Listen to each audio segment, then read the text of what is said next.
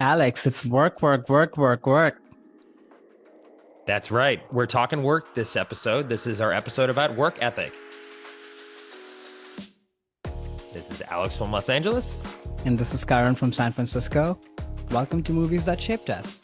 We're two longtime friends who grew up on opposite ends of the globe with very different backgrounds, but were both shaped and are still being shaped by the movies we see and love. In each episode, we'll cover a topic around important people, places, events, moments in our lives, and then explore it to three of our favorite films.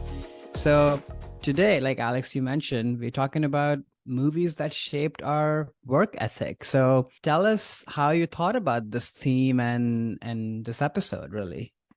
Yeah, this was a fun one to sort of think about and just to remind listeners, actually go all the way back to our very first episode was also about work as well. That was our work experiences and how the movies influence our career choices and different Hmm. experiences we've had in the workplace.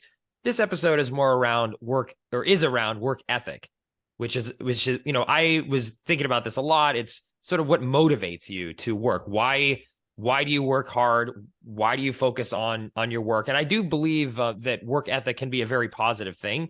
I do separate those in my mind from like workaholism, which is just working for the sake of working.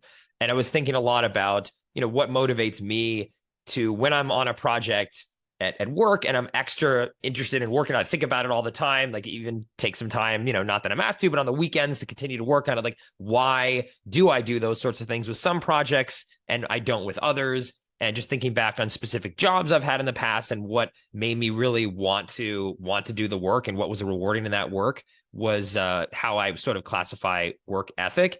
And a lot of the movies that I'm talking about today, either I watched them before, really started working a lot, and it helped me understand what work could mean to me when I eventually would get a job.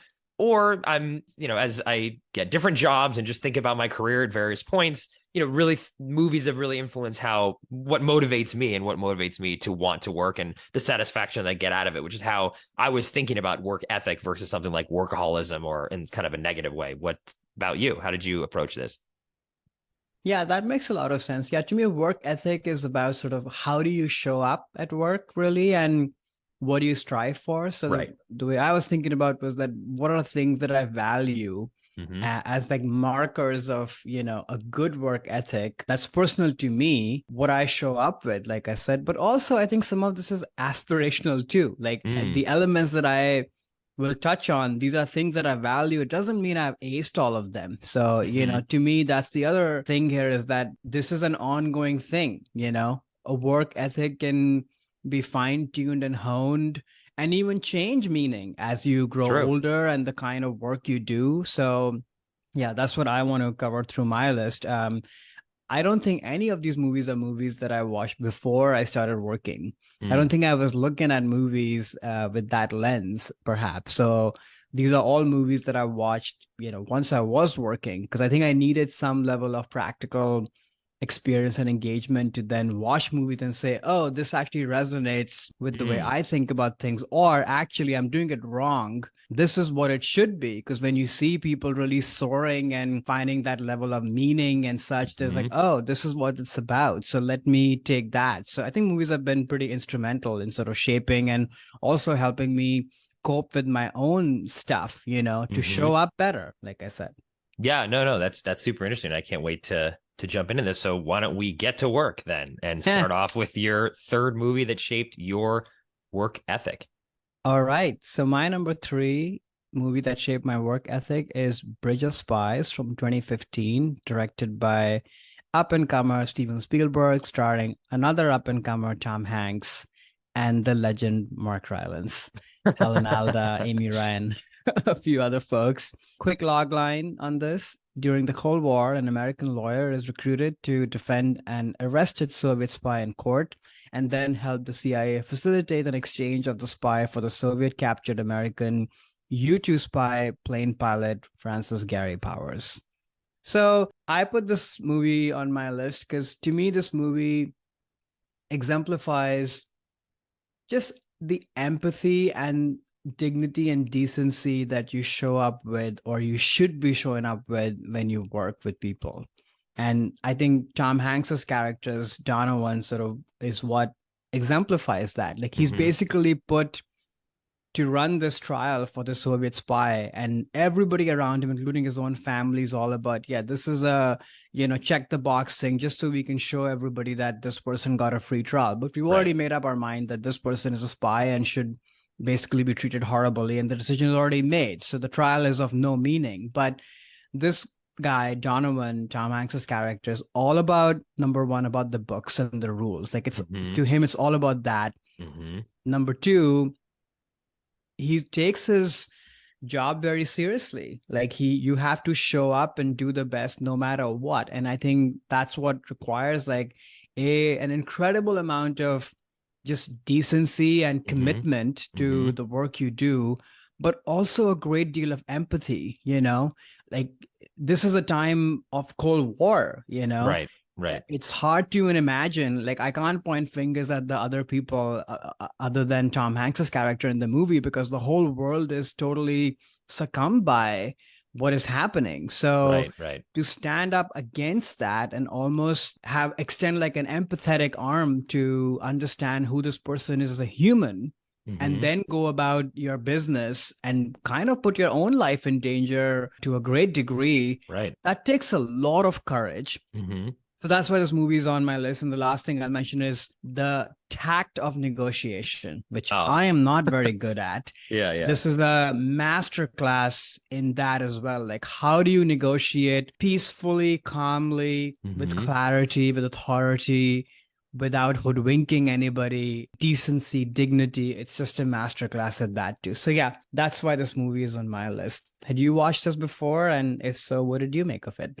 Yeah, I'd seen it in the theater. I see all the Spielberg films when they come out. I actually hadn't seen it since then, so it was nice to revisit it. I enjoyed the movie when I saw it, and think it's a sort of solid down the road, like middle kind of tier Spielberg. It was really interesting too, like thinking about it through this work ethic lens for this podcast. I actually really, enjoyed that mindset when I approached the film. I think, Tom Hanks's character, there's sort of an ideal that he is upholding for himself of like what he believes is, what he actually believes. It is the law.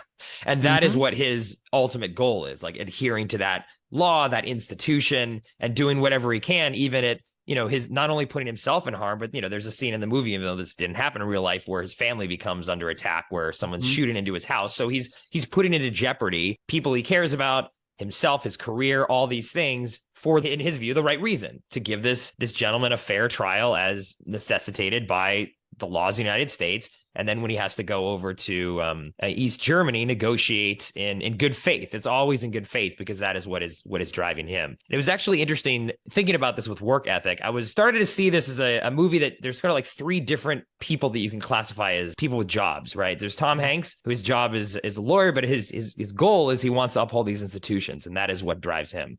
And then we have the spy, whose job is a spy, and he is breaking the rules because you have to as a spy. But what motivates him is his ideals. Like, he does believe this is right. He believes, he should go to the United States and try to recruit other communists because he believes in, the tenets of communism, and that's what he holds dear. And he is very good at his job. Like, he doesn't rat anyone out. He's super calm when he's caught getting interrogated. Like, he's like, hey, look, like, I'm not, in the same way that Tom Hanks is, he's not under pressure for anything because he has something that he holds dear to himself, which is, the communist ideals and way of life.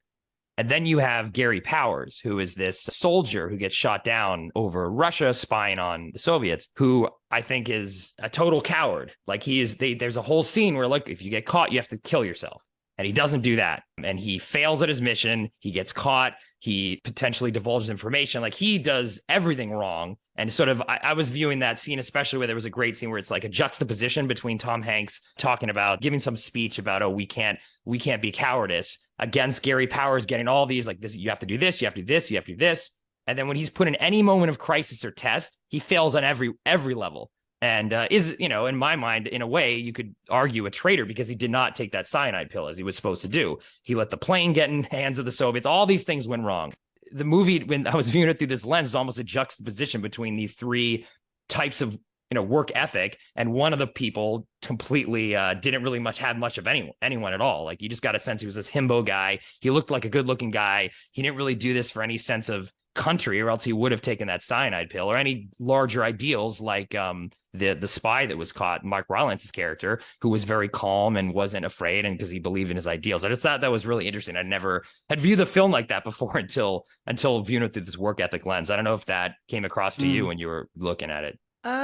Sort of, but not entirely. Like, I don't really view Mike Rylance's character, the spy, as sort of upholding to like what's his driving force is essentially being communist ideals. Maybe because he's doing it, but it's not really referenced in the movie at all. Like, the only thing I could really kind of latch onto was that he's doing this to protect his family, and sort of got kind of stuck in this to do that.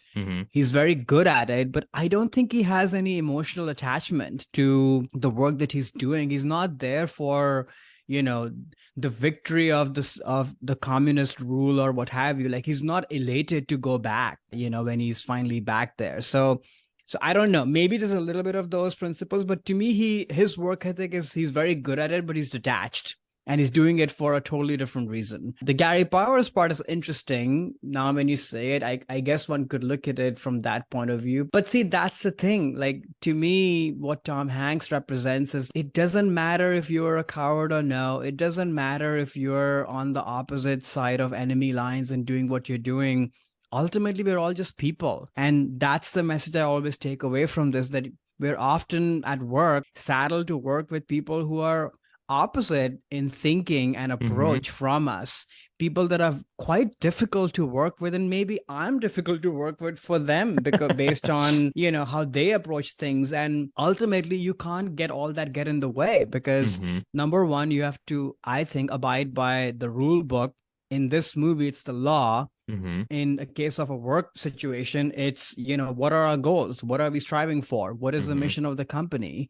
And then you have to really talk through as humans and figure out, okay, how do we problem solve, and how do we get there? And in that process, sort of look at each other with decency and compassion. And it doesn't mean you'll always agree, right, but you uphold to those values. Essentially, I think that's what the movie to me is about. But yeah, it is very interesting that the work ethic of these three men, but also all the other people, you know, Alan Alda's character, all the people that Tom Hanks meets in Berlin, like, they're all sort of striving for their own causes and they have their own ways of working. So it's a very interesting lens, like you said, to kind of look at every character as to what is their work ethic.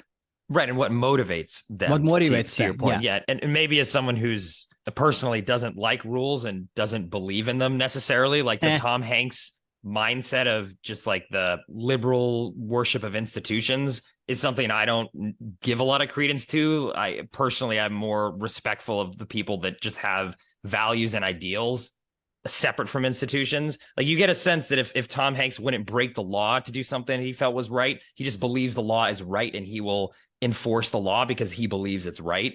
I don't really get a lot of respect to those people as much as I do people that are like, look, the law is the law, but if I'm not believing in it, like, again, what Mark Rylance is doing, which he is breaking the law, like, spies are illegal. Like, he's an unregistered Soviet agent in the United States. So he's obviously the United States is going to arrest him. But I know I'd get the sense that if he's doing that and he wasn't, I'm talking about Mike Rylance's character here, who's the spy. If he wasn't divulging that information, maybe this is me reading too much into it. Like, I would assume there's something higher that that is motivating him. Again, in comparison with Gary Powers, who does everything wrong. Clearly, there isn't anything higher power than motivating him other than just his own self-survival. Like, he caring just about his own. Like, he's very selfish in that act, instead of the selfless soldier that he was told to be during all those training montage essentially, where they're giving him the cyanide pill and they're telling him to do this, you shouldn't do this, and all of that stuff happens to him, and then they have to go and obviously bring him back, and then of course we have to say he's a hero and all these things, and this was a real person, so that's exactly what happened before he died in a crash. I think maybe like 20 years after this helicopter crash. But if you look at it on paper, it's like, well, this should have killed himself. So his motivations were selfish, I guess is what I should say. And I think I respect both of Tom Hanks's motivations of respect to the rules, and where I viewed Mark Rylance of respect for his own, ideals and what he felt was right, even if others didn't. I think I just respect those types of motivations more than a selfish one. which I never looked at this movie like that before. And I found it more interesting, actually, this work ethic lens. So I love that you brought this one to the podcast for this reason than I remembered when I first saw it, when it was in theaters 5-6 years ago. But it's a great film. I think Tom Hanks does his Tom Hanks job of playing a fantastic everyday man with a set of ideals. And this is Mark Rylance's breakout role. And I think he did a great job in this, though. Now, having seen him do a lot of similar things since then, it is not as impactful as it was when I first saw this. Like, Mark Rylance almost stole the movie for me. And now I'm like, oh, it's his thing that he does. And he did it after this. But I do enjoy this film for sure, especially through this lens. I thought it was super interesting. Yeah. No, I loved it when I saw it the first time. And I've actually watched it many times since. Oh, cool. To me, this is not a mid-tier Spielberg movie. It's actually, over time, I think this movie will only grow in estimation. Obviously, all the departments, like all Spielberg movies, are 10 on 10. But I think there is some, I don't know, deeper soulfulness to this movie in its quietness and its boldness, and a movie that can easily become very showy, with like big monologues about patriotism and work and what have you. But it's actually very quiet. It's sort of, it lets these people and their predicament and their interactions do the talking. Yes. None of this is spelled out for you. Tom Hanks doesn't have a monologue about that. I will stand by the rules and do the right thing. No, he just does it. There's humanity in all of that, which is kind of amazing. And just like the little, human touches of, he's in Berlin, he gets his coat stolen, so he has a cold. And right. And that's sort of carrying on. Or when he comes back after this amazing, heroic, life-affirming and life-changing journey, he just falls flat on the bed, The ending, I like that too a lot. It's just like normal human things, which are kind of amazing in this movie. And I have to give a shout out to Tom Hanks, because I think it's so easy, like you said, to just take this for granted, right? It's Tom Hanks being Tom Hanks again. But this performance is so difficult, I think. I don't think anybody else can pull this off, because agreed. You would sort of be like, oh, why are you doing this? Like, but because it's not just about the rule book. I would not reduce it to that. I think that's just a part of it. Maybe that's priority number 5, I think, the way I read it. To me, this is more about just human decency. And who else better than Tom Hanks to kind of portray that on screen, I think, and do it credibly? Because it's not about the rules. They don't sustain, actually. You have to look the person in the eye and see. And when the friendship, sort of, within quotes, that Rylance and Tom Hanks develop, form in the movie, that's where the meat is at, right? It's not about the rules. It's about how sort of unfettered Rylance is in this situation. Like, he's not letting go of his humanity and decency either. Like, he could be, up to all sorts of shenanigans and causing chaos and what have you. No, except he's like totally calm, and they're both very good at their jobs, and that's what bonds them. I think that's the other thing, that at work, we meet people who are very different from us, but you can appreciate somebody who's good at what they do, provided they're approaching it with decency and dignity, and you can appreciate that. You can just bond with them on that aspect. So I love that piece as well. It's almost like a coworker relationship. That's really that's true. I mean, they're only they're bonding over the work, essentially, of this negotiation and the trial and everything like that, and that there's nothing beyond that, but there is a little bit too. And that's, I feel like, that definitely happens with people, that you're only like your work comrades. And I will say, when I said Tom Hanks is doing his Tom Hanks thing, it wasn't meant to be like a dig at him. I think you're right. No one else could have done this part. And that's what Tom Hanks is so good at, being able to do this thing and bring this everyman quality to this character, which, we had an episode on historical figures and things, and this movie is not accurate in that sense. And this person was a CIA guy for a while and did all these things. So he wasn't really an everyday man. I think they play that part up a lot, and casting Tom Hanks does that too. But I think from what the movie's trying to say, they needed to have him be just this humble insurance guy, instead of someone who was there at the CIA's founding and did all this legal work with the Nuremberg trials. Like, the reason why he was picked wasn't because he was just a normal guy, but I think Tom Hanks' normal guy qualities you need for this movie. And another thing I love about that ending scene too, when he comes back and just sort of like collapses on the bed and he's tired. And then also that scene in the train in the end, that he's not doing any of this for any fame or recognition at all from anyone else. Like, it's not like he's coming back. He's like, oh, look at all this stuff. Yay. Look what I did. Wife and kids. I'm a hero, or wants the adoration on the train when that woman looks over to him, just acknowledges him. That's he's doing it for himself and for these, again, this institution and these, the rules and ideals that he has. And that also is an honorable thing too. He's not trying to get credit. He's not trying to get a promotion. He's not trying to it's not parlay this into anything. He's doing it because he believes it's the right thing to do. And that's what it is. More than the rule book, it's the right thing to do. It's the human thing to do. And it doesn't, I mean, yeah, sure, that person was a coward. You can call him that. But he's also just a child on a, that's how I look at it. He signed up for it. He could have quit at any time. I give Gary Powers no. I know. I have empathy for that too. I'm like, sure. I mean, you made a mistake, but you should come back, I think, like, why would I just leave you there?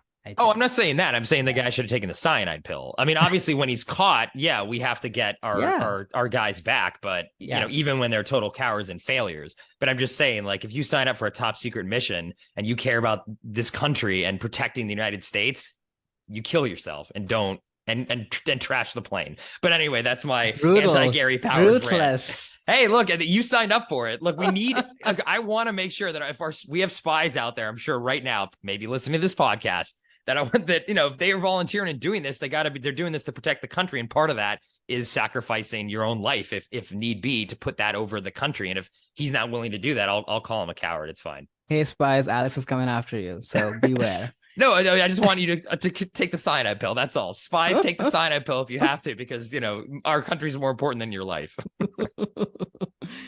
All right. On that note, what is your number 3?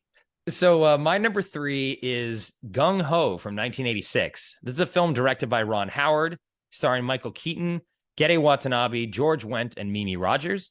The IMDb plot summary: when a Japanese car company buys an American plant, the American liaison must mediate the clash of work attitudes between the foreign management and native labor. So this film, to me, was a movie that was on TV a lot on Comedy Central growing up, and that's how I ended up watching this a lot of different times, because it was just sort of on. I mean, it was not a movie that was a hit or as well known, but it really exposed me as a young child to kind of two different versions of what work ethic is. One where your company defines you, you're giving everything over to the company, all the things that you're doing are for the company.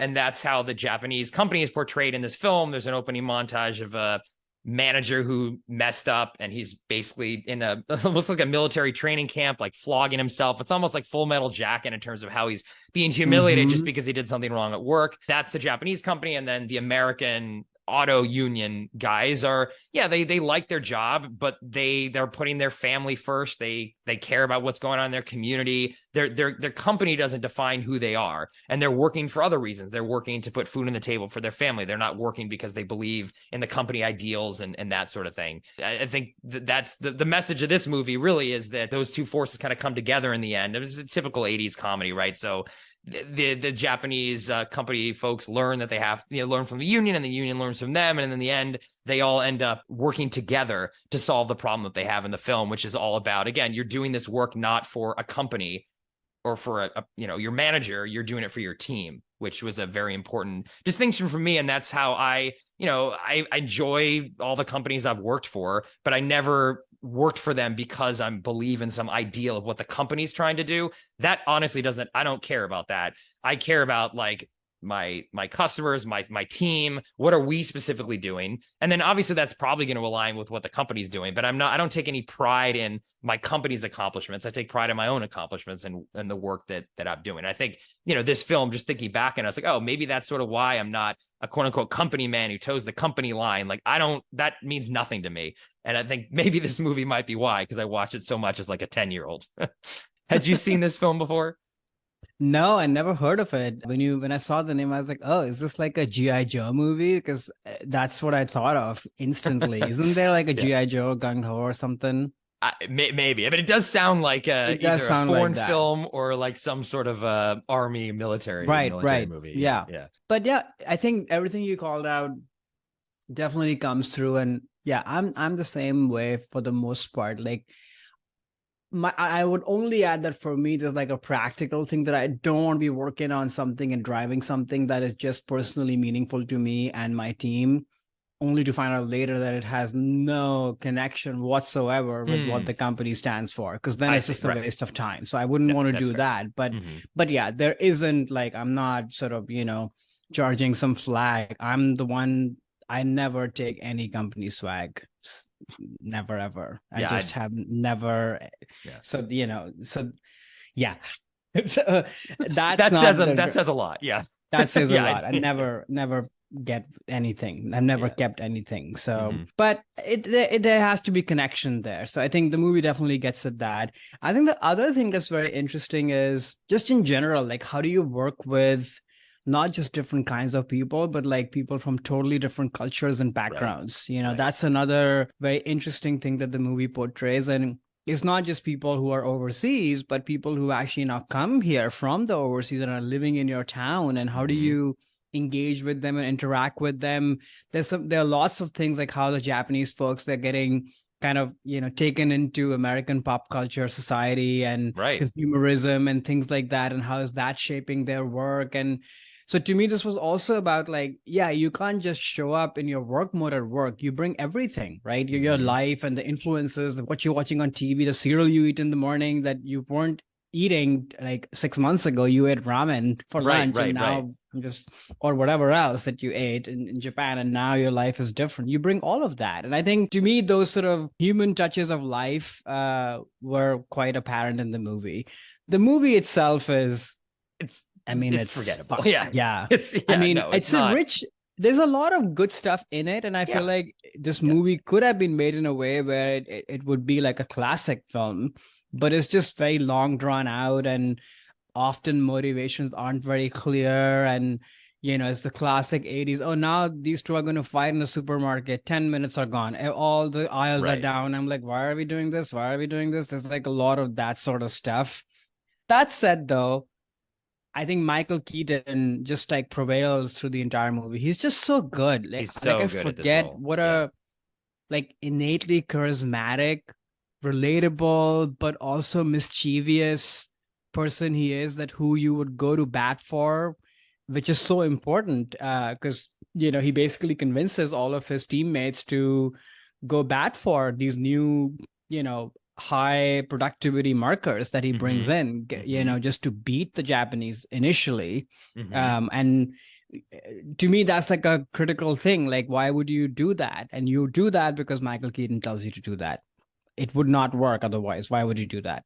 No, he's very charismatic, and I also want to call out Gendy Watanabe, who Also plays amazing. the Japanese representative, He steals the who's movie, actually. he's so good, and in a Yeah. role that on paper and also in performance could have been very stereotypy, Yeah. leading into potentially like racist kind of jokes and things. But he's a full, well-rounded character who has his own Mm-hmm. motivations, his own family life, and you see the struggles with his workaholism that takes over, where he's not gonna put together the bike for his kid his birthday because he's too busy working, and then he gradually learns that actually the family is important, and that's what should be motivating him to work. So he loosens up a little bit after seeing how the Americans sort of value, okay, well, I need to take time off because my kid is sick, and I don't, Right. productivity is not as important as me being there for my child, or at a school play or something like those things are important to the workers in the factory, and the Japanese initially don't understand it. And I think that's what Gendy really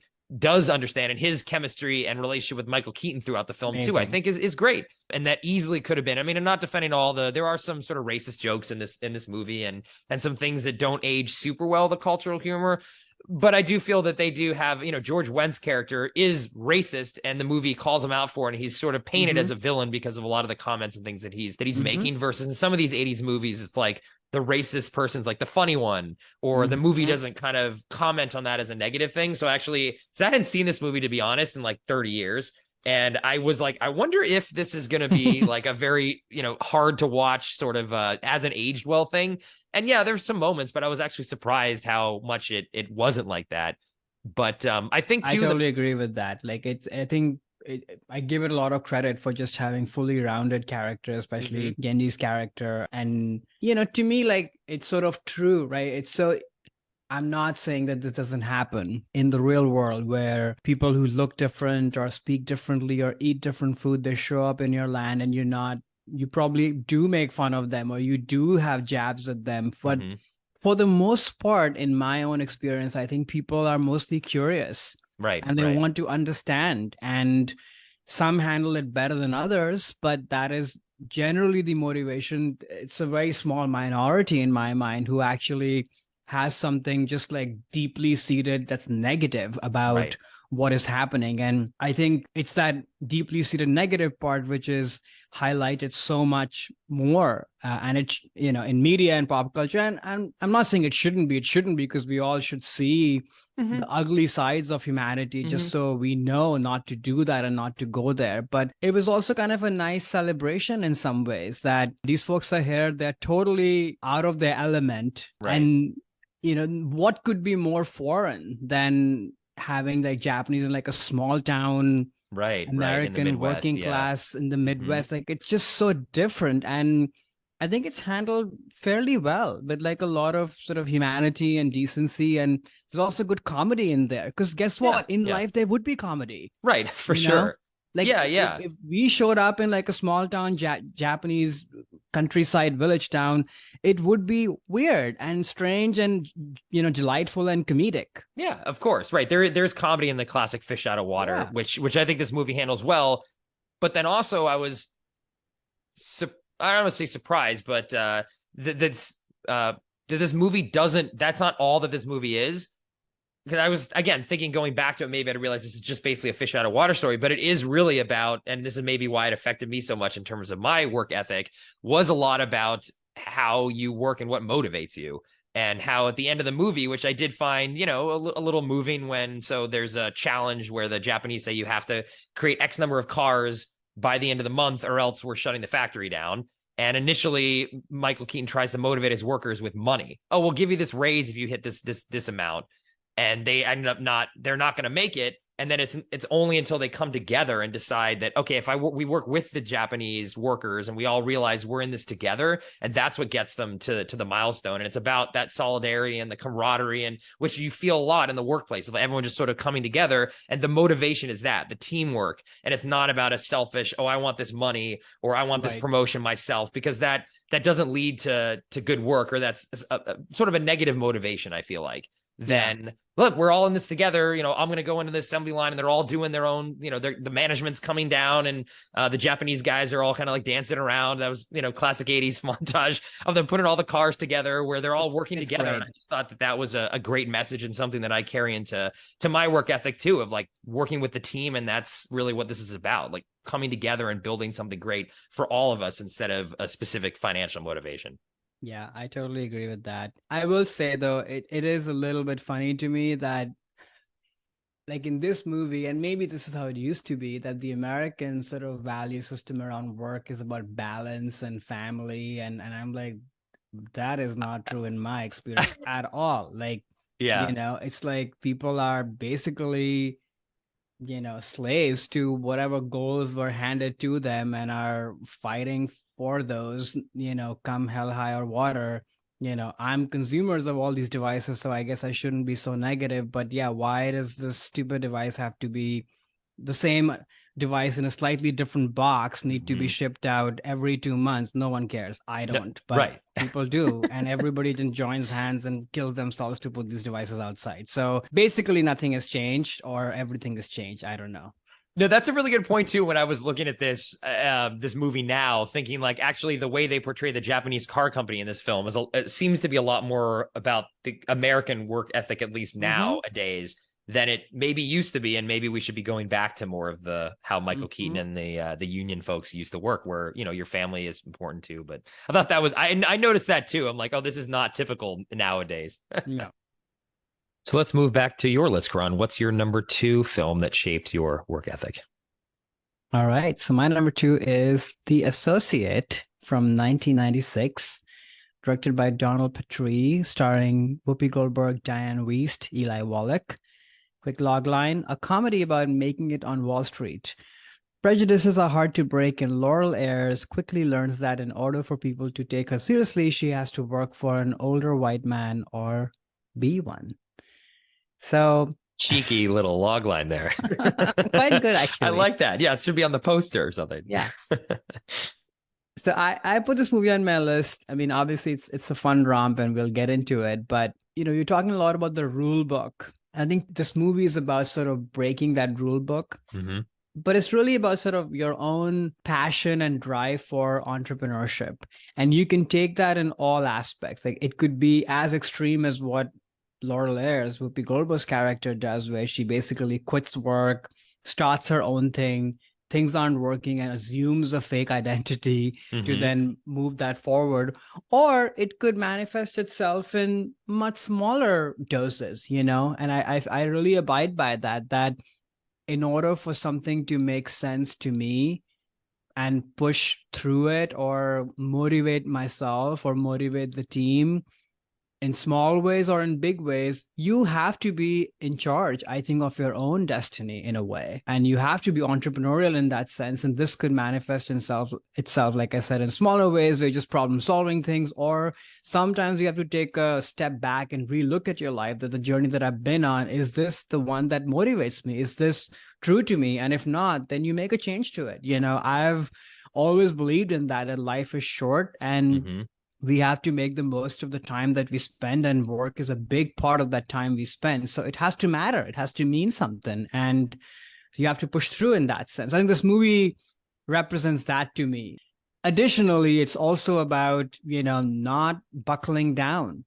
People might tell you you're this, you're that, or not give you what you think you deserve. And of course, there's no shortcut to hard work, and you have to be good. But over that, you also have to demand it, I think. I would not necessarily do what Laurel Ayres does in this movie. Like, I do value my own honesty and dignity and such a little more than this character, I would say. But I think you have to demand it. And that's something that I feel like for me will always be a work in progress. I've always been the person that, yeah, if you do your job well, other things would happen. And I still mostly believe in that, but I've learned as I've grown older that you also have to demand what you want. And I've become much better at that than I used to be in my 20s. But I think there's more I could do there, because people are not just going to hand it to you. Correct. Yeah, no, I think that, well, first of all, I had not seen this film before, so this is the first time. Take a look at it. I'll talk about what you were just bringing up and the themes, and then we'll get in a little more into the film. But yeah, I agree with you that this movie is very good at capturing the, well, yeah, we can call it entrepreneurial spirit, but it's that work ethic side of not taking no for an answer, asking for what you want. If you don't get it, okay, I'm going to go over here and then get it. And she ends up getting it on her own, and it being running a successful financial management firm. She wasn't able to navigate the company she was at. Obviously, there's a lot of, gender and racial politics in that too, which I think the movie does a great job of acknowledging, but not dwelling on or making it that about that specifically. It's more in a general sense of, you have to ask for what you want. If you don't get it, then you go off and you create that on your own. And I think that is how I've gotten better too over the years in my career of focusing on that aspect of not just thinking anything's going to come to me. Oh, I put some certain time in here, or then the promotion's going to come, or, oh, people can recognize the work that I'm doing, I don't need to draw attention to it. No, you do. And then also knowing when, if you're not going to get what you want from where you're at, making that choice. Okay, fine, I'll just go somewhere else then, because you know what you want. And I think she's very clear what she wants. And what I liked about the message of this film too is the ending of the movie and what she is trying to actually accomplish, which is not just, okay, I want to work my way up the corporate ladder, and then maybe she does this, disguise or act or what have you, and then at the end of the movie, now she's in charge of the financial firm that she worked at. It's like, no, no, she's started her own thing and stuck to what she believes in, and she saw the issues of, or the barriers that existed for women, and she created her own space where then other women could flourish, like the secretary that she hires in to the film. So she's not conforming to the current structure and the current path. She's creating her own path and letting that path also be another one for other people to follow that might also feel like they're shut out of how these other institutions work. I know this is a remake of even a remake. I think the story's kind of old, but I was watching this movie and wondering if this was a movie set in the 80s, whether the ending would be more of, okay, well, now she's going to get a VP level role at the company she was at. And then she's like, yeah, I got it. And then that was sort of the end of the movie. And I like that it wasn't that. Mm-hmm. And I think potentially maybe if it was earlier in made in terms of when this was made, maybe they would have done that. But I really did like the message of the film and where she found herself at the end. I thought that was a pleasant surprise because I was like, okay, is she just going to go back and then get her old job back or something? But they give her a raise. But no, she's still, I started this thing. Yeah, I lied about having a partner in this business. So there is some of that too. But no, this is the path I'm on. I respected that about that character and also how the filmmakers handled the story. Yeah, I totally agree. Because ultimately, it is also about self-worth, like whenever I'm interviewing, they always say, what are your salary expectations? And I'm always like, well, I want to see what you think I'm worth. What am I bringing to the table? And after we've had all the conversations about what this role is about and what do you expect of me and such, and now you spent 8-10 hours talking to me, in many ways, yeah, it is about money, I wouldn't lie, but to me it's much more about how do you see me, Right. what do you think my worth is? And I think what Laurel Ayres is kind of fighting for, yes, it's about success, it's about the big contracts and all of that, but I think it's more about self-worth, that can I make a space for myself? Can people see me for who I am and the talent that I have and the work that I put in? Because she's not seen that way at all. Even though she's doing all the hard work at the corporate firm, she gets no credit. And to me, it's always about that. Like, I just want the acknowledgement. I don't want anything else, really. I mean, I'll take the money. Sure. But it's not about that. No, and I think there's another character, I can't remember the actress who plays her, but she's more of like the sultry woman. Oh, yeah, Bebe Neuwirth. Yeah. And she's been successful in how she's navigating, but even though she is smart and they demonstrate that in the film, like she knows what she's doing, but she can't get recognition for that value.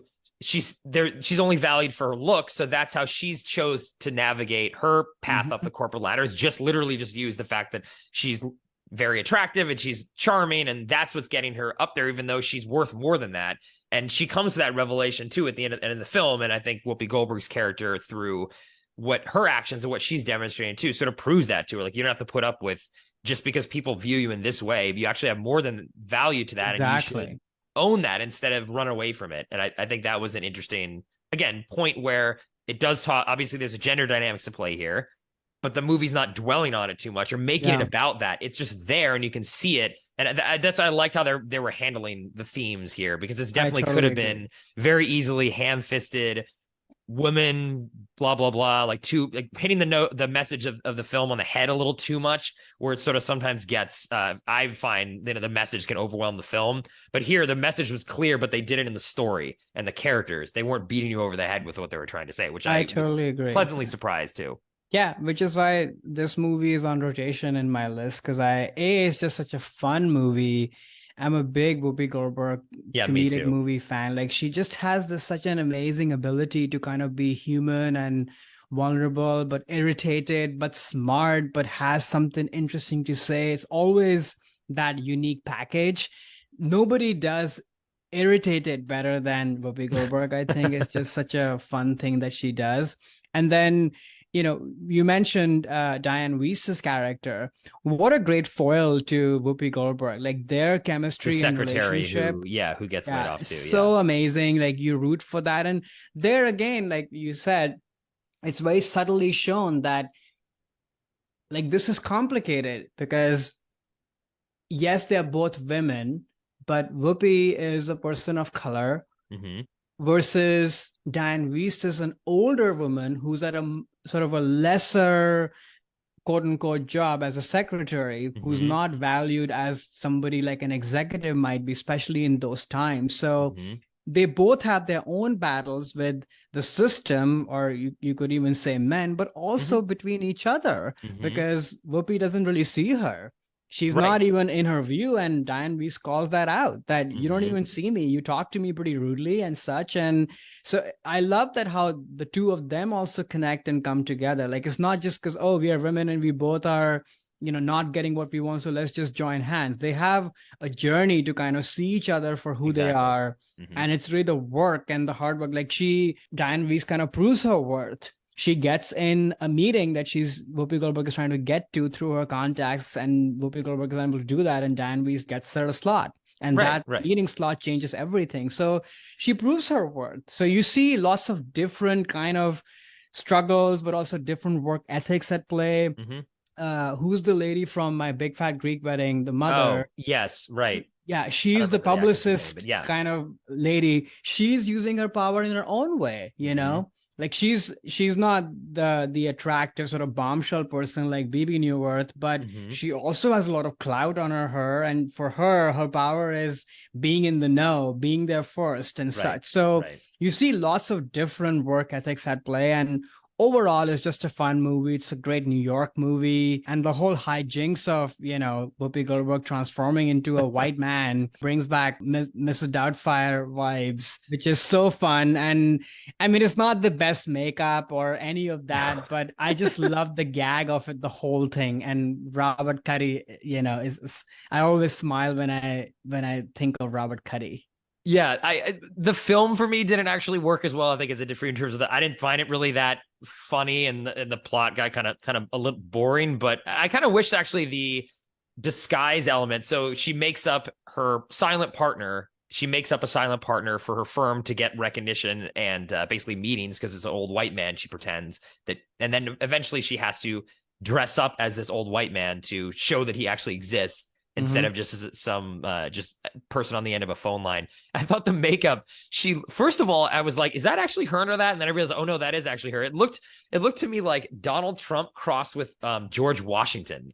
The I way that know. she looked, it was very fun. I mean, obviously it Spoiler was supposed to alert, look funny. Donald Trump is in the movie. And Donald Trump is in the movie and he tries to act too, which I'm like, don't give him lines. Like just have him give Quite one line like in Home hilarious. Alone instead of have a whole little scene and a fun funny bit or attempted a funny bit. But that Yeah, was definitely very dated having Donald Trump in your I film. know. Quite funny. But yeah, I thought the messages of the movie, especially under this lens of work ethic, to me worked more than the actual like execution. Like I appreciated the intent and how they handled this plot. And I think actually this movie would be a great one to be remade now. And you Yeah. could take the same premise of a silent partner where you have to, I mean, I could see it being in a startup environment in like Silicon Valley instead of being in New York. You could take this same premise, I think, and do a lot of really interesting things on it and maybe be a little more well Except it executed would be than this. hand-fisted and it will be ruined, I think, if it Well, were made hopefully, today. yes. I know that would be. I'm Yeah. saying if they could carry it like this Yeah. sort of very good balance. Yeah.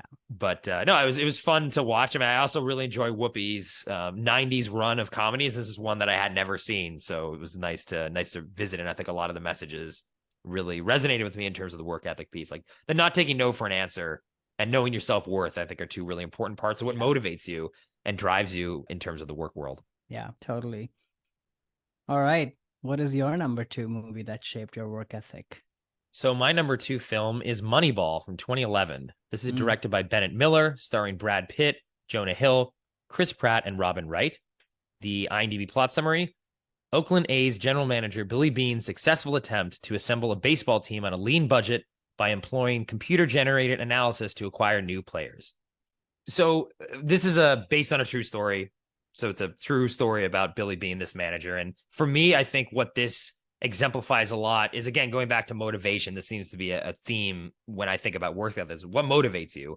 And for Billy Beane, it's the motivation to innovate, the motivation to think different, the motivation to prove to yourself and really to nobody else, but to yourself, that this idea that is different, that you believe in, actually is correct. And that is what motivates Billy to change the entire game of how baseball recruiting is done, how managing and staffing a team is done, how even playing players in the field and what what you're acquiring them to do in the game is done. And he does successfully lead to completely changing the entire game of baseball. But it was never for him about the money.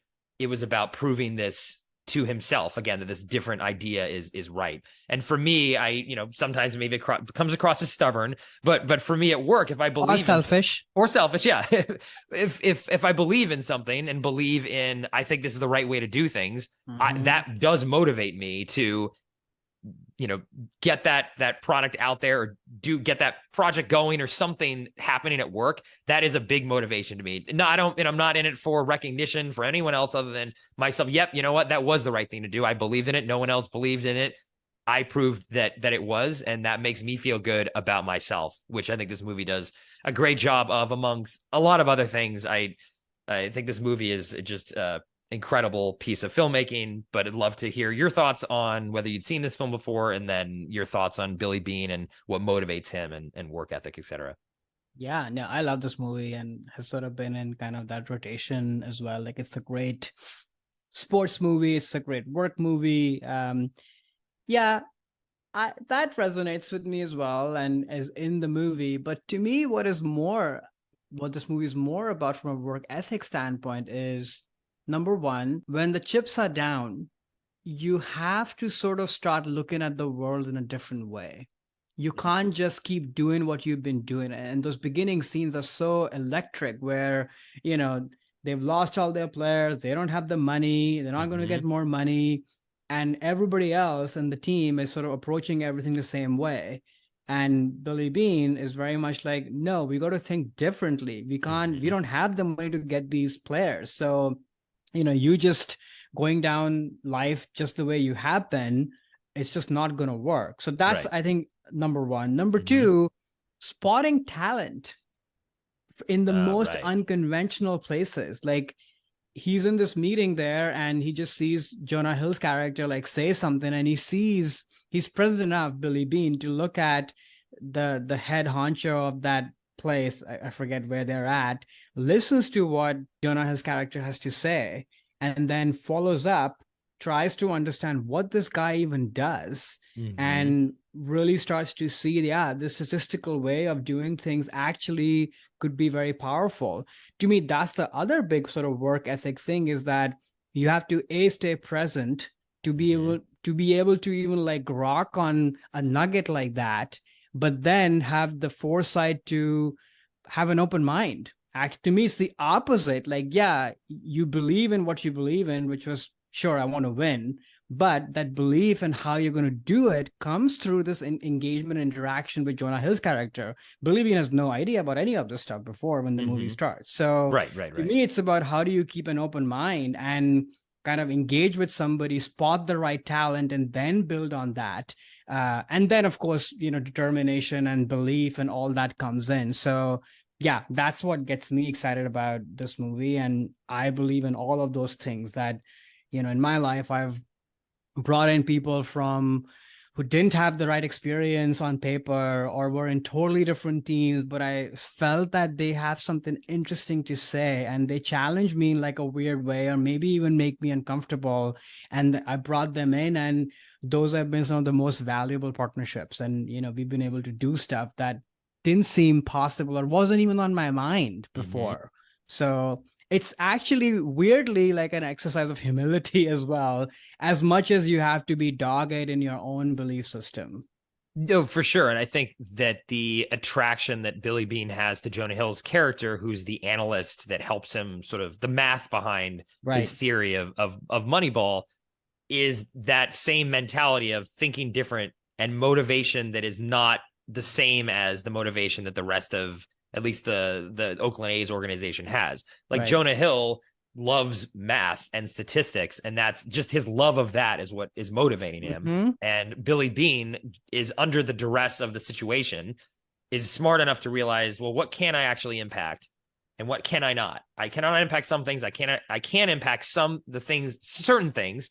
So I'm going to try to change those, because right now, I think he even says at one point in the movie, like, if we keep going down this path, we will keep just being a team that brings in the next star player, overpays them. They're going to leave immediately. Like, they're just a farm team for the bigger teams that have all the money, because in baseball in the United States, there's a lot of disparity between teams like the Yankees and the Red Sox, who win a lot of games and are storied institutions that have hundreds of millions of dollars at their disposal in terms of recruiting talent, versus smaller market teams like Oakland A's. And there's a huge disparity in that. So there are rich and poor teams. And I think that Billy Beane is one of the few people that like recognizes that fact and doesn't see it as a limitation. He sees it as something, a way to innovate.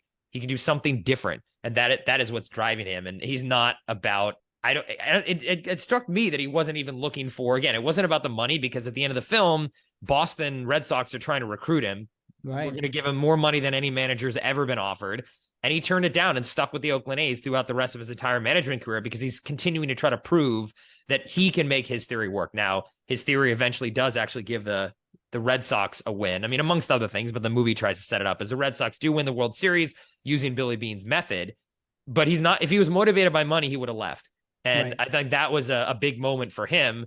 He wanted to change baseball, which is a very lofty, crazy goal. But that was what he keeps saying he wants to do. He's like, oh, it's not important even if we have this winning streak. If a winning season, all these things don't matter. What matters is we have to win the World Series, because that's what will change baseball. That's what I want to do. And having that lofty, aspirational goal is also something that is a big motivator to me, of just thinking something that you're probably never going to be able to do, but thinking that big and crazy and wild does really give me motivation a lot in what I work on, instead of thinking small or thinking as limitations as a negative thing, as opposed to a thing that can force you to innovate. And totally. I love that scene in the film where he's sitting there with his current staff of the scouts, and they're all recommending, oh, this player. And he's like, look, I'm not trying to replace our first baseman. He's gone. He's never coming back. We can never replace him with one guy.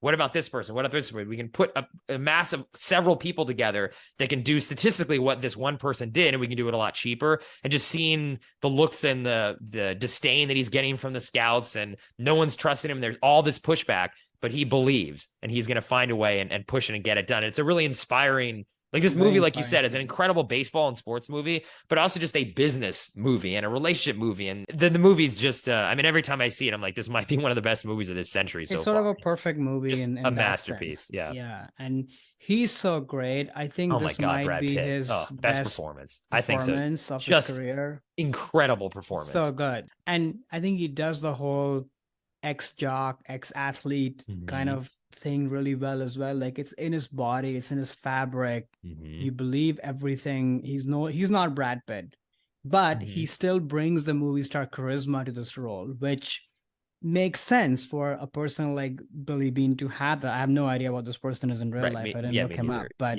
and then also, you know, from a screenplay standpoint and how the movie is directed, like, Bennett Miller is so good. He's made a handful of movies, and I think all of them are kind of, you know, pretty much amazing. Yeah, agreed. That he grounds the story once again in full-rounded, you know, humanity. Like, you get to see that, yes, Billy Beane is driven for all the things that you and I talked about, but he's also a haunted guy, actually. Yes. You know, his whole past to being recruited early in life, supposedly this kid, wonderkin, who was going to do amazing things, and things didn't pan out the way he or his family thought. And that sort of left him. He's with a void. He's divorced. His wife, Robin Wright, has married a very funny Spike Jonze. Amazing. I love his. It's amazing whenever he does these kind of little, you know, cameo roles. Smarmy, rich, probably tech person. That's what he comes across as. Exactly. Like, you know, it's a classic sort of tech billionaire house as well. Like, it's so good. So he's haunted by that. And then the center of the movie, I think, it's his relationship with his daughter, which is just so tender. And, you know, we've talked about motivating factors. Yes, it's about proving yourself right. I think in his case, it's also digging himself out of this haunted hole that he's been in. But it's also about him being a father. You know, it's that song recording of his daughter in his daughter's voice, at least in the movie, that makes him not one of the main things that doesn't, you know, make him take the job in Boston and leave Oakland, because he wants to be a dad. He wants to stay there. So to me, like, that's, you can be very driven in work, but to me, it's always about the whole picture. And by staying there, I think he's healing from his hauntedness, that life is not just about proving that I'm right or winning at work. It's also about staying present for my daughter and being there, and there's more to it. So I love that message of this movie as well. And that's something that I've started to underline more and more in life with regards to work ethic, is that you can't just put this in a box. It's everything, right? Like we have to look at life, our relationships in like a holistic way, and work is an important part of that. And yeah, if you're going to win and do what you want at work, you also have to be aware of the consequences. It's going to come from somewhere else. Right. What are those consequences? The workaholism piece of it, Yeah. potentially. Right. And I didn't see And him. overdrivenness, right? Like, what is it all about? Like, Mhm. I think it's important to check, at least for me, your ambition. What is fueling that? And it's so easy to get caught up that I'm right, so I have to prove myself right. But at what point, maybe what you've been holding on to has changed now. And that's to me, that's a very important work ethic thing that we are constantly checking in with ourselves of like, okay, does this still matter? Does this still hold true? Maybe it doesn't. Yeah, and then that's why to me, like the money piece is a big Yeah. piece in this too. Like that's not what he was ever trying No. to chase for. He just wanted that recognition. I mean, maybe too, and in those earlier flashback scenes when the scouts are telling him when he's a young kid, oh, you're gonna change the game as a player.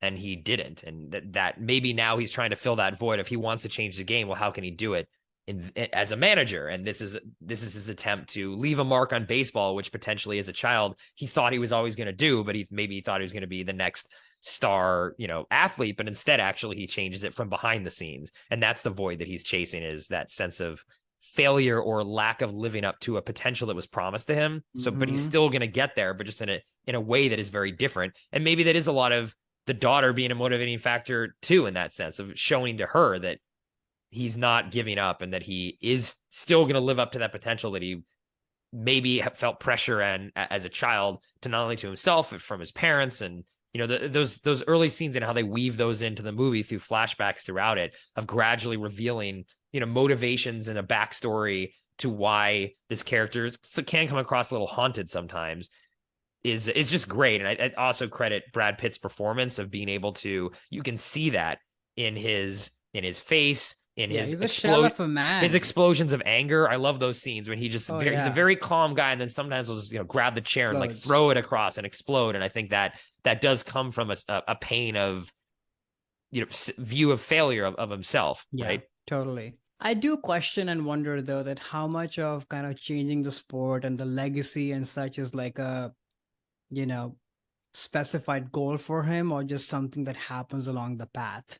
I actually don't know if this is what he was chasing. I think it just happened Not along the beginning. the way. Right. But then he eventually, when he's, there is a speech he gives to Jonah Hill saying, like, we can't, like, the winning streak doesn't matter to me. It's not about these wins. At this point, we have to go to the World Series and win that, or else this means nothing. They will forget us instantly. All these wins will mean nothing. But I don't think he necessarily thought that this Moneyball would be that. He was just trying to, hold his team together in a sense of give the Oakland A's a better season. And then very quickly he was realizing, I think, after meeting with Jonah Hill and really understanding how this math could be this powerful, which is also an amazing scene. I love in movies where they're trying to like show calculations. Sometimes it doesn't work, good. But this is just like, oh, with this player, this money, and like editing, the script just is so well done. But once he meets Jonah Hill, then I think he realizes that actually, the ambition is to change the entire game, which he does, even though not in the way that he ever wanted to, which is through Oakland A's. Like other teams copied his playbook and started using it to run their programs. One other thing that I wanted to add was that I don't care about the sport and understand very little about it. And I think that's the other genius of the movie, is that it pulls you in and makes all of this math, all of the details of the sport really understandable and enjoyable, which I think is such a success of this movie, is that it's not kind of this just for baseball people who understand the sport. It's like a universal sports movie that's, about relationships and people coming over their own struggles and such. So I love that too. No, for sure. Yeah, you don't have to come in with any knowledge or even love of the game, honestly, to find this movie captivating, fascinating, and powerful as Yeah. well. Okay, so now we're down to number ones. So Karan, why don't you start us off with the number ones? What is your number one film that shaped your work ethic? All right. So my number one is Spotlight from 2015, directed by Tom McCarthy, starring Mark Ruffalo, Michael Keaton, Rachel McAdams, whole stack cast. Quick logline: a true story of how the Boston Globe uncovers the massive scandal of child molestation and cover up within the local Catholic archdiocese, shaking the entire Catholic Church to its core. So, despite the grim and serious subject matter of this film, I think to me what this film really stands for from a work ethic standpoint is hard work, getting in the details, no matter what it takes. It's also about teamwork, of Mm-hmm. sort of really supporting each other through, what you've really laid out the thing to be, keeping an open mind, because that's where discovery and invention happens. You have to have that mindset, to keep going down that path. It's all of those things that kind of make this movie super powerful. And again, like I said, despite its sort of, grim subject matter, it's actually a very watchable movie because it's so powerful and so propulsive. Kind of becomes like an investigatory movie as well. And we'll get into the detail of the movie later. But yeah, from a work ethic standpoint, like I always think of this movie whenever I'm struggling with, long work hours or struggling with why are we even doing this. It's this movie I always think about, reminding myself about what the motivation is, what the end Mm-hmm. goal is, Mm-hmm. and then how do we, band as a team together to keep digging, because that's where, no pun intended, the gold is at. Mm-hmm. I'm sure you'd seen this movie before. Yes, I'd seen it when it came out. I hadn't seen it since, just because honestly, it's a very I find it to be a very hard watch because of the subject Yeah, matter. It's such a serious and terrible thing that this not the investigation, but the crimes that were committed right. that this investigation is talking about. So it's still I think if the film still held up a lot to me, and I loved it at the time, and I still like it a lot too. And I think this, newspaper journalist movies, they are great when you talk about work ethic and determination, because there's a lot of shoe leather that goes into real journalism. You're chasing Hmm. down leads. Some leads will lead nowhere. Some leads won't. You takes months and sometimes years to close out on a story. And this movie definitely does a great job of showing the dedication you have to be putting in as a journalist to continue to push and push and look and look and look, because you believe there is a story there, and that is definitely an inspiring aspect of the work ethic. And I think what's interesting too in this movie, and we touched on this a little bit, I guess, with the Moneyball as well. It's knowing what your goal is, knowing when you've accomplished it, and then changing your goal potentially halfway through. And there's a lot of sequences in this film where they have enough to publish something about maybe a couple churches or a couple priests, but as they dig deeper, they realize there's something bigger here, and actually we need to leave or set our sights on a larger goal of, instead of Hmm. going after these individual parishes or individual priests, we need to go the entire system, because that actually it goes that deep. And it's knowing when you change your goal, set a new goal, and keep the motivation to move towards a new goal, as opposed to, look, we already did it. We found Hmm. this. And there's a lot of great emotional, intense scenes in this film where a lot of these journalists, for a wide variety of reasons, want to I mean, I don't say stop, but start publishing and get the word out there. Hmm. And Michael Keaton's character, which again, two Michael Keaton movies, that's interesting in this Hmm. podcast.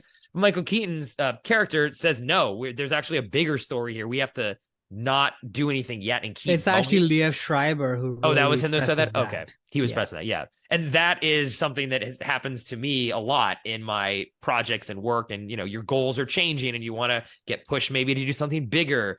And that's a frustrating thing, but it also can be a motivating thing as well, of like the Hmm. bigger the goal gets, the more important your work becomes. And I think that was for sure the case here. And as hard as it must have been, and there's a lot of ethical trade-offs, you could call them, in this movie, where I don't know how I would have dealt with those moral dilemmas that a lot of these writers were put into.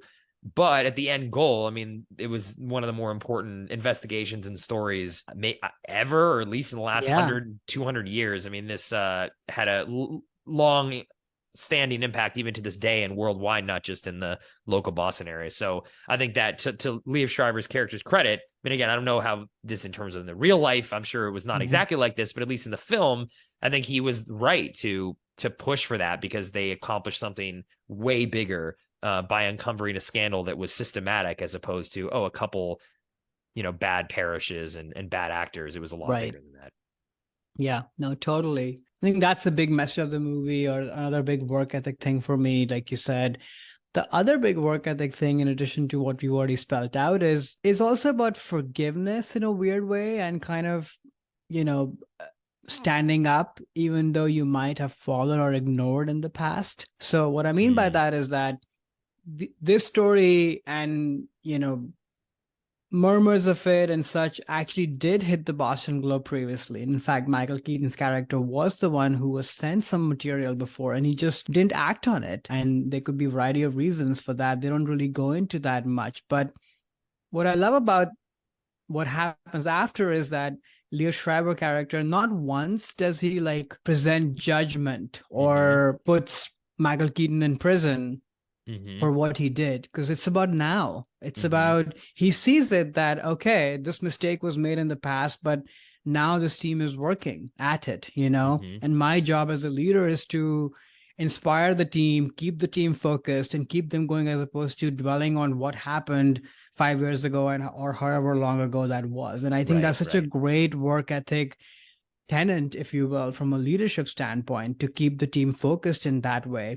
And also for the team that, you may be dysfunctional or you may not be on the right path earlier. It doesn't mean you cannot be. You can be, actually, if you find the right chemical balance, if you will, within each other, the right drive and the right set of goals, because it's the same team. They weren't doing this earlier, and they're galvanized in such a powerful way for the story, because it means something. And I think it goes to show that we're not always the same. Like, context matters, and leadership matters, and what we're after matters. And as leaders and as team workers, I think it's very hard to do, but you have to try to look at people in a fresh perspective, in a fresh light, on an ongoing basis. So I always take that from this movie as well.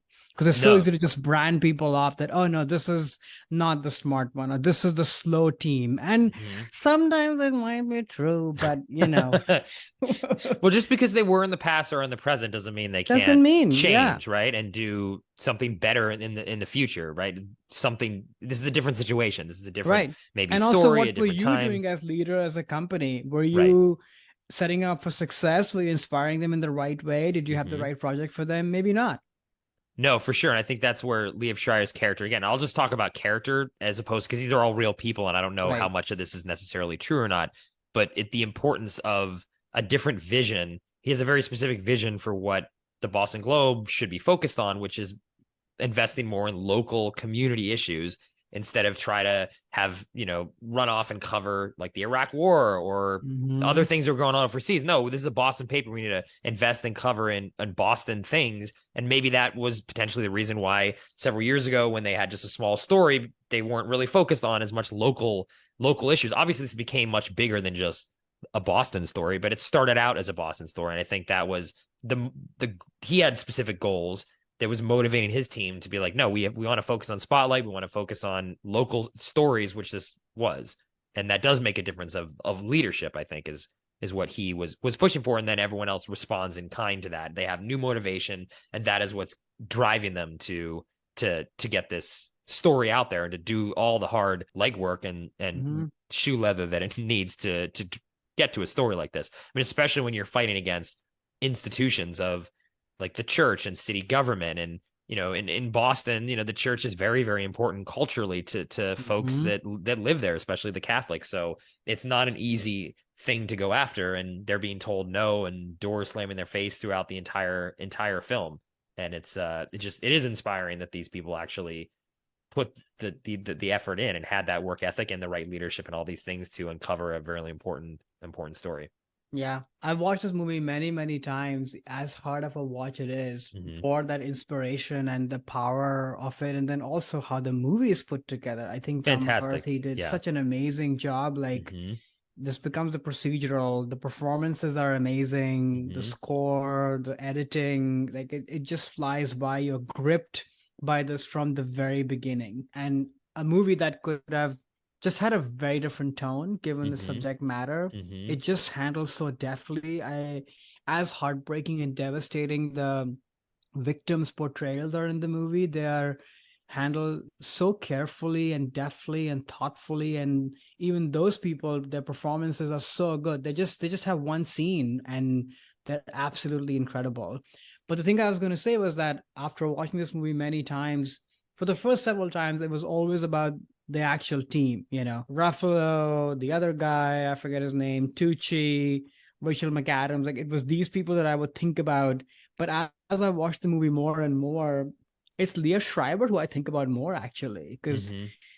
he's also an outsider. He's Jewish. He's Hmm. not even from Boston, actually. Correct. So that's Right. sort of the Right. other amazing thing that's happening from a work ethic standpoint, is that you are a total outsider, and he doesn't play the game, if you will. He's Hmm. totally different. He's not hobnobbing with the local powers that be to make an impression. He's just about the work. Right. And I find that so refreshing as well. So yeah, it's funny like how over time this movie to me has become like a Leah Schreiber Interesting. MVP movie. Interesting. Yeah, no, that can happen, especially the more times you see a film, and as you get older and your perspective shifts on Yeah. your own life, it shifts on films. I guess there's one thing I need to caveat or mention, I guess, because this is a movie in Boston, and Yeah. I grew up in Boston. That I have to say these Boston accents are terrible, as they always are in every uh movie, especially Michael Keaton. It was just hard to. uh Again, the Boston accent is one of the hardest accents you can do, and there's but very few Goodwill actors, Hunting and is fine, no? well, that's because they were Bostonians. Like Right. Matt and Ben could go into that, right? Because they grew Right. up there. But when actors kind of come in that were not in that era, so not to pick on Keaton Bahaba. too. Sorry, yeah, there you go. Bahaba. Yeah, yeah. It's just it's sometimes it takes me a while to kind of get over that when I'm watching like a Boston movie. I'm like, just don't try it. Just don't try to do the accent, and then I can kind of enjoy it. So I just as a Bostonian or someone who grew up in Boston, I just wanted to say the accents are not good. But the Aw. film is fantastic, and again, it held up. Hadn't seen it since it was out, and I think it's just a great film. And actually, in a way, this is obviously a very horrible and tragic topic that they're dealing with, and they found an angle into the story where it's like a positive. The only positive Mhm. version of the story you could tell is the journalists that were able to do the job to get the story out there and then start Mhm. enacting change. It's similarly with like Schindler's List. Like Spielberg picked the one positive aspect of the Holocaust that is an uplifting version of that horrible, Mhm. horrible event. In the same way that this film too, I mean, could have been a lot more focused on the awful acts that were taking place, which. Not saying you shouldn't make films about that too, but it would be a much, much harder watch than Oh this. It yeah. is at least inspiring and moving because of the work that they did. It makes it a little easier to watch, even though again it's very difficult for me to see this film just because of what it deals with. Yeah. No, totally. All right. What is your number one movie that shaped your work ethic? Okay, so my number one film is Rocky from 1976. This is directed by John G. Avildsen, written and starring Sylvester Stallone, Talia Shire, Burgess Meredith, and Carl Weathers. The plot summary: a small time Philadelphia boxer gets a supremely rare chance to fight the world heavyweight champion in a bout in which he strives to go the distance for his self respect. And actually, honestly, the plot summary covers exactly the main theme that Yeah. I'm going to be talking about here, which is the motivation behind what Rocky's doing, and a lot of what drives me in my work ethic too is my own self-respect, sense of self-worth. I set a bar for myself. I'm not doing any of this for external factors for the company, like I mentioned before. Yes, sometimes for my coworkers, but really it is just about me. And I think what Rocky, his character in this movie, starts out as, like they call him, a total bum. Like he was a has-been. Now he's working for loan sharks. He's given this chance basically just to be a pawn in a nice event where people can watch the heavyweight champion sort of beat up on this local hero. And he's, not getting paid very well, but he decides to do this to prove to himself that he can just stay in the ring. Like his own metric of success is, I just want to stay in the ring with this guy. I'm not in this to win this. I'm in this to prove to myself that I have some sort of sense of self-worth, which to me is the basis of my work ethic, is just about proving to myself my self-worth, accomplishing the goals that I set, no matter what external goals those, are put on me. I'm not doing this for them. That's a big part of it. And then tangentially too, is that at the end of the day, like what he actually wins, because he doesn't actually win the match, he loses, and though he stays in the rounds like he wanted to, so he accomplishes his victory, is that he finds the motivation through love and his relationship with Adrian, and that is really what drives him and gives him that sense of accomplishment in the movie. It's more about Rocky finding love and falling for Adrian and being with her than it really actually is about the boxing match or even the boxing story that's taking place here. So I'll one quick caveat, and then I'll curious on your thoughts too, that the Rocky Balboa character is my favorite fictional character of any medium of all time,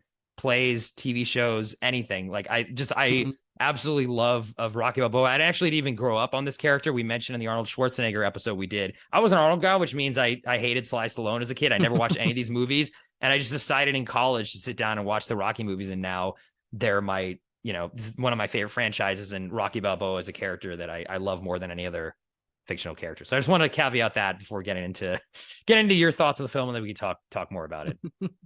So I actually had not watched the first Rocky actually ever. For whatever reason, I just interesting. You'd seen other ones though? I've seen a few other ones. Oh, okay. I just never made it back to it. It's just one of those things, and I know it's such a classic and what have you, and maybe I should have shortchanged it for what it might be. That it's sort of this, rah rah, and you overcome your deficiencies, and then you run up the stairs, steps and exactly, and everything is great and such. And instead, this movie is actually so much more complex than what I had given it credit for. And of course, that's why it's a classic. That of course it has those themes and everything that you just said, and we'll get into the movie a little bit later.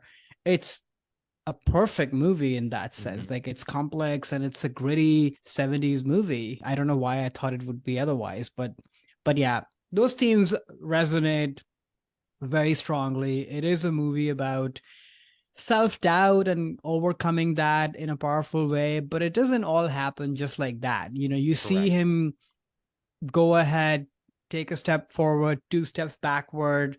There are other people that come into his life, the coach, Adrian, and such, but it doesn't all happen neatly. This is kind of how life is as well, and this is how work is as well. And I think, like you said, you have to be very clear on what are you driven by, what are you motivated by. And I think when people can distill that, they can then be the best versions of themselves, I think. And that is the Rocky story, and that's what I strive for at work and at life. And it's a hard thing to do, just distilling it down to what is it that you're really driven by, and can you then single-mindedly focus on that? It's very hard to do. Right. And also too, what I think makes this movie really powerful too is that it's telling a tale of a boxer, which is you have a coach, and yes, he can be motivated by external factors like Adrian's love, but at the end of the day, it literally is only him. He's the only person that can do the training that he has to do, dedication that he has to do. Like, there's a famous training montage. He gets up early, he runs in the cold streets, he eats the eggs. Like, these are things, people can tell you to do it, but at the end of the day, you're responsible for that. You have to hold yourself to that. And that is the only way he can accomplish his goals, because it's just him in the ring with another guy.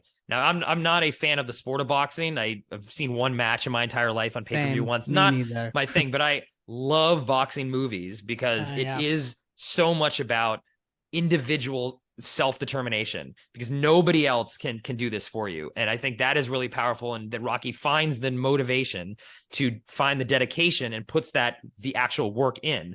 Much like on Spotlight, there's a lot of shoe leather to go in journalism.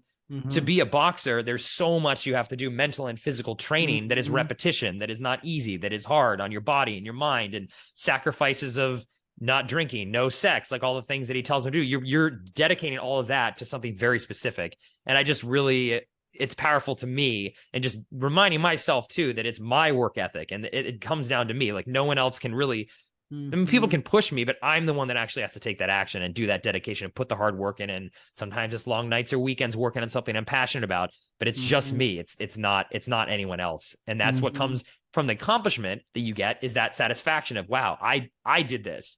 And at the end, that's what Rocky, accomplishes, and he's proved it to himself. I mean, there's at the end of the match when, he doesn't win, he just lets the distance. Carl Weathers' character Apollo Creed says, there's not going to be a rematch. And he's like, I don't want a rematch. Rocky, Hmm. this is it. This wasn't about winning. It wasn't about the glory and everything Hmm. like that. He just wanted to last, and he did it. Yeah, it's very powerful. And I think the fact that this was written by Sylvester Stallone, right? Mm-hmm. There's something very powerful about that too, to me. I'm You know not his that story. from, You know the story behind it. no, I That don't know so, this full so story yeah. So behind this it. actually also is incredibly moving and powerful too. Yeah. Is that Sylvester Stallone was had a troubled childhood and things, and he wanted to be an actor, and he was failed actor for many many years. People were telling him he's over the hill. He's not a young guy anymore. But he was inspired to write this screenplay of Hmm. Rocky, and this was like what he wanted to be his ticket. And he was trying to sell the screenplay around and not getting a lot of success. And it very like, super poor, even to the point where he had to take his dog and sell his dog in front of a 7-Eleven to get $100 just to be able to pay his rent. And this is like his, the thing he cared about the most. And then he was actually offered, okay, here's, a couple, $10,000, $20,000. We'll buy your screenplay and we'll find, someone else to play this part, maybe, Burt Reynolds or so. And he's like, no, no, no, I have to play this role.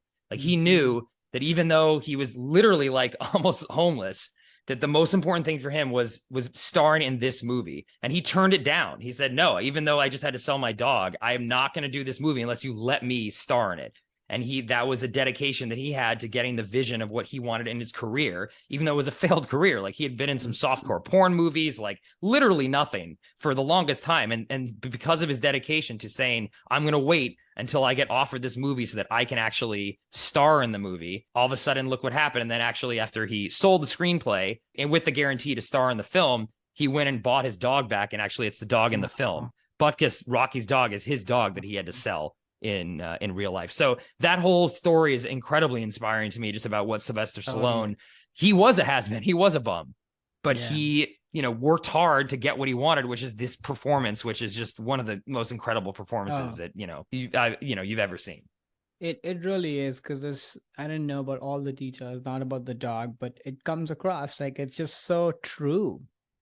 And sometimes, what happens is that some actor or the lead performer in the movie is kind of giving this totally realized, just true, honest performance, but the movie around them is not doing that. And I think Mm-hmm. this is why this movie is so special, is that the whole movie is also like that. It just feels like you basically travel back, and maybe this is what living in Philly in that time Mm-hmm. would be like. It just feels, it's flashy, but not in a superficial way that it Mm-hmm. was sort of underlined to be flashy. It feels flashy and special and auteur driven because it's just so effortless and real. And Mm-hmm. it's because he's at the center of it. But I'm so impressed that everybody else, including the director, took that same thing. And it's just, yeah, this movie was amazing. I mean, inspired maybe perhaps by Sylvester Stallone's drive. I think that brought everyone else to Yeah. the table to perform at the level that they're at. Because again, I think you're right. Like all the acting is great, the direction's fantastic. I mean, Carl Weathers as Apollo Creed is amazing, and Yeah. obviously, the The score. coach. I mean, you can't discount the Rocky theme. I mean, I use No. that to motivate me, and when I'm Oh, it's working on a project quintessential. or going for a run or something, that definitely helps my Yeah. drive and ethic, because I'm inspired by what Rocky does. Totally. I will say though, I'd heard that theme before, but I never really had heard the whole thing, so I had no idea that it actually had lyrics in Lyrics, it. So yeah. when the lyrics came in, I laughed out loud because it was sort of funny at like this super high octave. Na, na, fly Yeah, gonna high. I was like, fly oh my gosh, now. where did Yeah. that come from? Yeah, It's quite getting strong funny. now. It's like sort of commenting on what's going on. But yeah, they're like cheesy motivational It's a lyrics little from cheesy, like yeah. yeah. Yeah, Yeah. but I mean that gives it its sort of sweet charm too. I mean, I think, True. there's what I love about the Rocky character is that he is so This so is not an simple. intellectual person. No, but he's all emotional. Like They're all he's emotional. very in touch with emotions. I mean, I love the scene when he's talking to Adrian's brother and his friend Oh about yeah. who Adrian is. Oh, she's got gaps, I've got gaps, and we Right. I fill each love other's that. gaps. I love that. Beautiful. That is such a moving line. That really moved me. Yeah. Their courtship and their scenes together, their chemistry, the ratty old apartment, and the ice hockey ring or the Oh, the skating little rink, date in the skating rink. whatever. Yeah. All of that is just so true and human and real and unflashy, but also it becomes flashy and incredible because it's so true. Like all that is just amazing. And she's great too. Oh Like she yeah, is Talia Shire is so good such in an this. anchor for this Hmm. movie.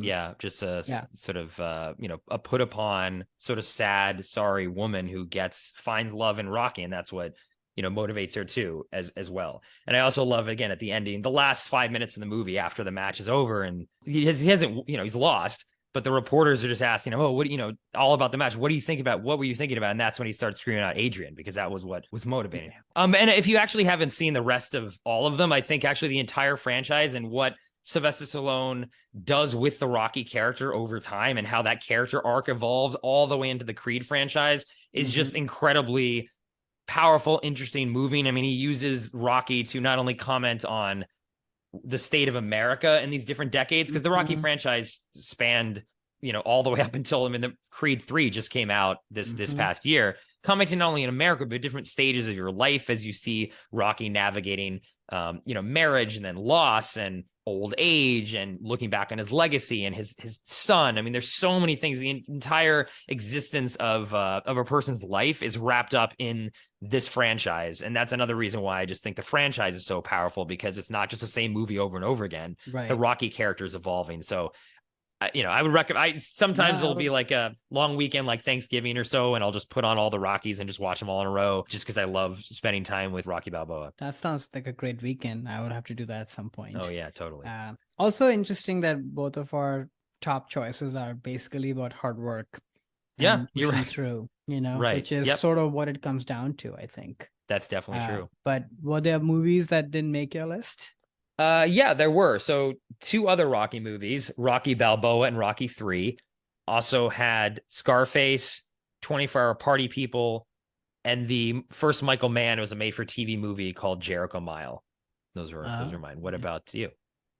Yeah, a lot of movies that we've actually covered on the podcast. I Uh-huh. think my actual number one is Devil Wears Prada, but we already Oh, covered that in our work episode. yes, yes. Also, Working Girl, Hmm. Broadcast News, which might be coming up in a future episode Oh, at some maybe spoiler point. alert, maybe. Spoiler alert, and Karate Kid as well. Oh man, Karate Kid. Yeah, that's there's something about the movies about athletics, especially when it's a single person like a boxer or in that sense a fighter, that is really inspiring Yeah, to me too. That movie is fantastic. yeah. That's a Oh, great and one. also Remember the Titans.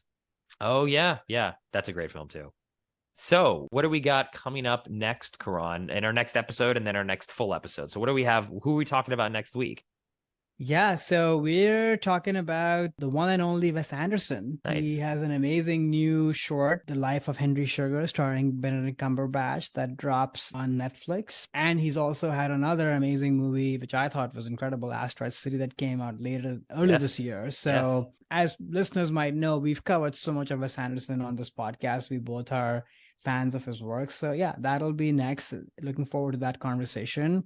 And then after that, we're going to go into a slightly darker territory of anxieties. So we're going to be talking about movies that have shaped our personal anxieties. So looking forward to / not looking forward to that. Yeah, I mean those films definitely will probably be hard to watch, but hopefully our discussion will be entertaining and easy for the Yes. listeners to listen to. But yeah, the anxieties, we're getting into some more difficult areas for sure. Yeah. Although I will say though that for every filmmaker, auteur or not, I think as I think about the greatest movies made by the greatest filmmakers usually are about anxiety. That's true. Yeah. I mean, that's sort of how it is because that's what fuels people. So this was Hmm. a hard one to kind of pin down and just make it about my own anxieties as opposed to not just, the greatest anxiety movies ever made, like we Right, always try right, to right. do on this podcast. Exactly. All right, so that's our episode. We hope you enjoyed this discussion about work ethics and thought about your own work lives and journeys so far. As always, we are available on all podcasting platforms, including YouTube, where you can find full reviews of the movies that we've covered. And please rate us and review us, and don't forget to subscribe us, because all of that really helps listeners find us. Until next time, see you soon. See you soon. Would it help?